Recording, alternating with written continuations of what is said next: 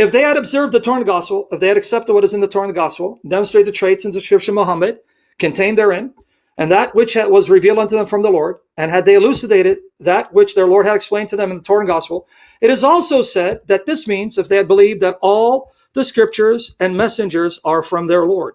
All the scriptures and messengers, not just Quran, whatever scriptures, the messengers. And by the way, in chapter 4, verse 164, it says there are messengers that Allah did not mention by name. So by a rule, you're in no position to reject a book by some messenger believed by the Jews and Christians just because he's not mentioned by name. Because 4164 tells you there are messengers not mentioned by name. So you're in no position to say we reject this. So what grounds you reject the New Testament? Here again, 568, all scriptures given to all messengers.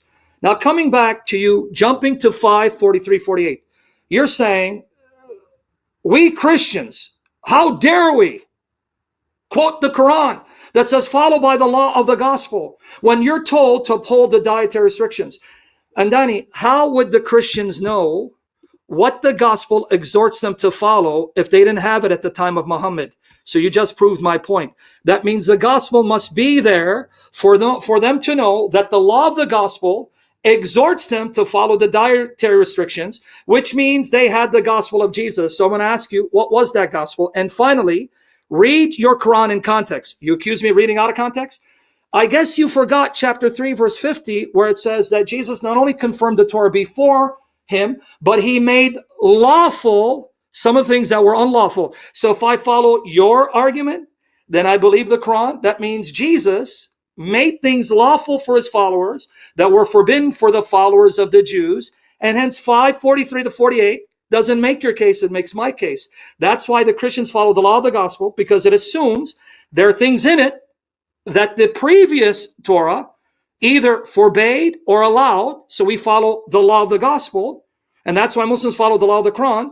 But again, if your argument is to work, Andani, sorry, I'm not trying to deliberately mispronounce your name. You can call me Shamoun. I won't get offended. That's not a point. In 546 and 47, how could the Christians at the time of Muhammad even know what the law of the gospel is if that law of the gospel of Jesus wasn't preserved by Muhammad? So here you have revelations. Historically, they had the New Testament. You can't get around this. And secondly, if they had the law of the gospel at the time of Muhammad, surely they knew what the gospel was. So I'm going to bring it back to you. What was that gospel? So in Surah 5 and in Surah 3, the Quran defines the gospel as the teaching of Jesus. You already agreed to that. In Surah 5, it tells them to follow and judge by the gospel, which means the teaching of Jesus. So the answer, of course, is very easy. The legal teaching of Jesus, which I said in my slide on option 1, I said the gospel of Jesus is embedded within the 4 gospels. You can find it in there, but it's not coextensive with it. Okay. Now, if you were to follow the law taught by Jesus, you would be following a lot of the Jewish laws. At least the Jewish Christians would have to follow certain laws. They'd have to follow the whole Torah, basically, except what Jesus has abrogated. And if you're a Gentile Christian, you should not be eating unclean meat. So do you have pepperoni pizza or do you not? And if you're a Jewish Christian, right, you have to follow the Torah. That's what Jesus taught. So again, what I think you keep doing here is you keep eliding the idea of the New Testament collection with the Quranic idea of the gospel, and these are not the same thing. It's not what I'm doing. Well, I think you are. So they're not the same thing. So when the Quran uses a word and it defines it, and then it uses the same word in the same surah many verses later, we don't forget the Quranic definition of the word and then read in New Testament. We have to track the Quranic definition of the word. And the primary problem with the Islamic dilemma, as you put it, is your first premise is the Quran affirms the revelation, authority, and preservation of a 27-book New Testament.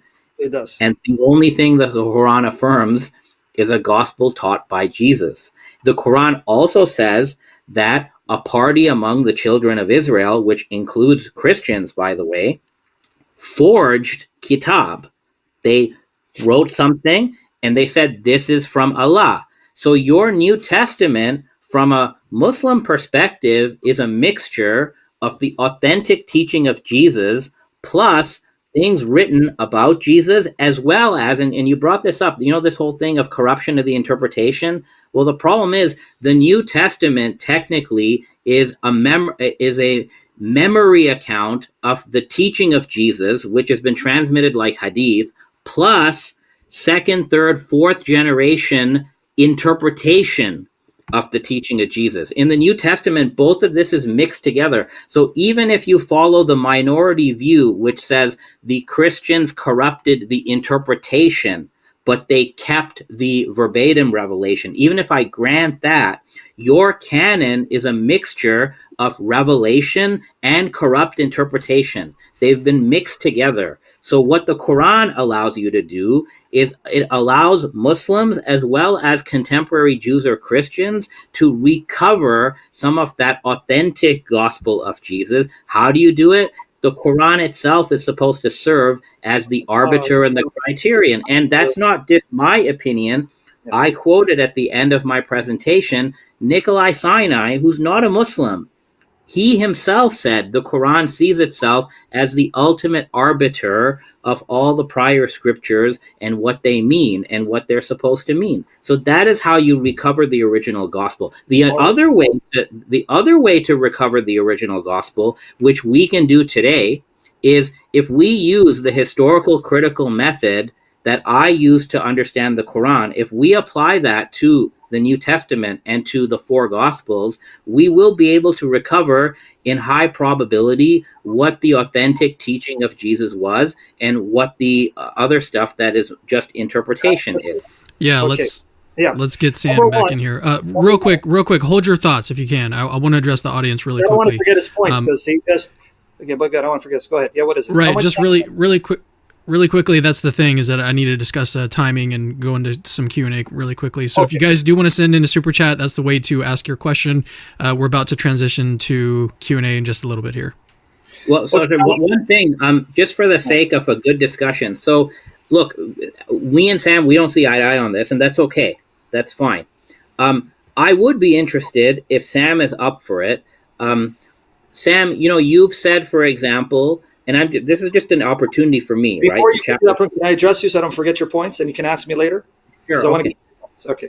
Number one, the Quran is not talking about what you can do today. See, you're again either not listening to the argument, and you're throwing out smoke and mirrors. The Quran is talking to the Christians at the time, Muhammad. You're not living at that time, so it is irrelevant what critical scholarship in the 21st century think they can do in recovering the gospel. You're not the audience of the Quran. It's referring to the Christians at the time of Muhammad. So to then read back into that modern historical critical scholarship or historical methods to try to find the gospel, that's anachronistic. That's the first error in your logic. Secondly, you then applied a passage where it says that the children of Israel, a part of them, wrote a book of them, and then ipso facto, that includes the Christians. Where did you get that from? It's about the children of Israel. But even if I grant that to you, you're accusing me of reading the Quran selectively. You're the one reading the Quran selectively. Because there may have been a party who did that, but the same Quran says, chapter 3, 113 and 114, not all of them are alike. So I'm using the Quran to refute your taking verses out of context. And I'm the Christian. You're the one supposed to be doing that. Not all of them are alike. Of the people of the book are a portion that stand for the right. They rehearse the signs of God all night long, and they prostrate themselves in adoration. They believe in God and the last day. They enjoin what is right, forbid what is wrong. They hasten in emulation all good works. They are in the ranks of the righteous. And then 3:199. And there are certainly among the people of the book those who believe in God in relation to you and in relation to them, bowing in humility to God. They will not sell the signs of God for miserable gain. For them is a reward with their Lord, and God is swift in account. So even if I grant the way you read into that text, children of Israel means the Christians, that's a group of them. But there was another group that would not sell the signs, that recited their revelation, and supposedly also believe in the Quran. I'll even grant that. I'm very generous and charitable. So that didn't help your case. But now 547, let the people of the gospel judge by what God had revealed therein. You conveniently said that, yeah, that means that the gospel of Jesus was contained New Testament, but the Quran does not confirm the New Testament, only those aspects of Jesus' teaching. Now, we got a problem, friend. If the New Testament is a corrupt text, then how is it that a corrupt text can be trusted to preserve the core of Jesus's teachings, and that to know that those are the teachings of Christ without 21st century standards of historical criticism, which did not exist at the time of Muhammad? In other words, by extension, if the gospel of Jesus is in the New Testament, or at least the gospels, and that's where you'll find the authentic teaching of Jesus, then by extension, that means those books must be preserved to be trusted, to know that you're getting the teachings of Jesus. But now you want to go back and say, well, it was third, fourth generation, but you're burying the Quran then. If even what is in the New Testament doesn't actually preserve the authentic teachings of Jesus, you just made null and void this verse, because this verse has no meaning, no application historically, which means the Quran is speaking incoherent babble.